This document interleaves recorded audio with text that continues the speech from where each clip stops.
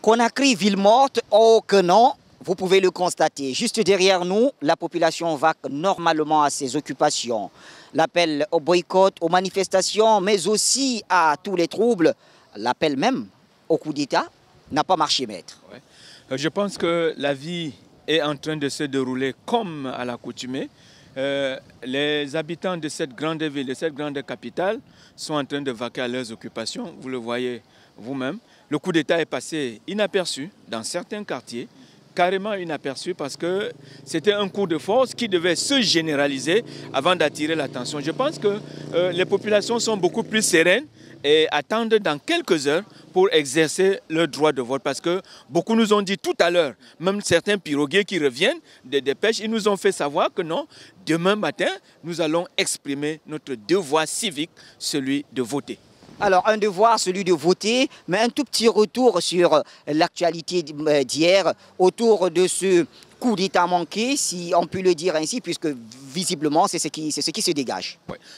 Une armée loyaliste. Si cette armée n'était pas loyaliste et professionnelle, je pense que les partisans de la déstabilisation, de l'annulation des efforts de développement de la Guinée devaient avoir le dessus sur l'histoire de ce pays. Une histoire qui est couronnée de victoires, M. Bachir. La Guinée a une histoire de victoire. Victoire de l'Almami Samori Touré sur le conquérant. Victoire de Sékou Touré pour l'indépendance, le 2 octobre 1958.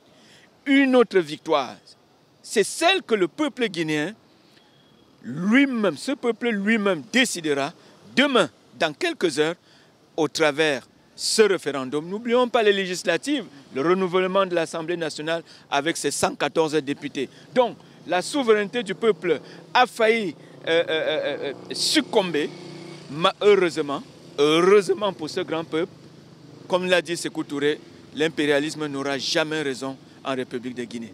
Eh bien, jamais il n'aura raison, maître. Alors, ces populations, quand on les voit quand même, on a du mal à croire qu'à côté de cela, il y a cet appel à la destruction de tout ce qui est considéré aujourd'hui comme un acquis.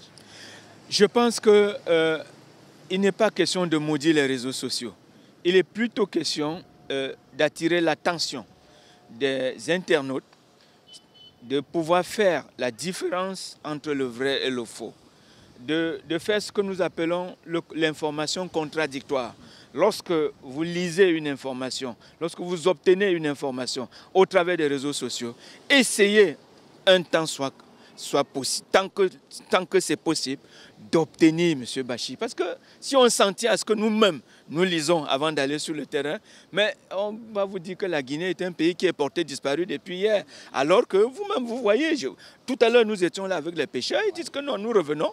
Nous étions à l'extérieur, nous savions qu'au plus tard le 21, il faut être à Conakry pour voter et repartir. Et plusieurs quartiers, pour vous qui connaissez si bien Conakry, plusieurs quartiers sont quand même encore vivants. On a vu des jeunes dans la rue en train de... Nous étions à Amdalaï, nous étions à Korontine, nous étions même à Gbessia, non loin de là où se trouve le camp Alpha qui a été attaqué hier. Mais les populations vaquent tranquillement à leurs occupations.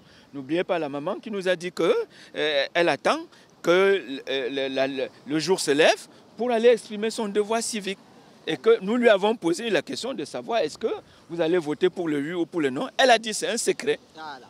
Le vote, il reste dans secret, vous l'avez compris. La population va normalement à ses occupations. Ici également, nous aussi, nous nous préparons donc pour cette grande journée de demain. Journée historique, va-t-on dire, maître le rappelait. La Guinée a une histoire de référendum. C'est un pays bâti sur un référendum. Et bien sûr, demain également, ce sera un autre jour historique. Cyril Mefa, Marius Tokam, maître Janvier Momo et Mohamed Bachir Ladane, depuis Conakry pour Afrique Média.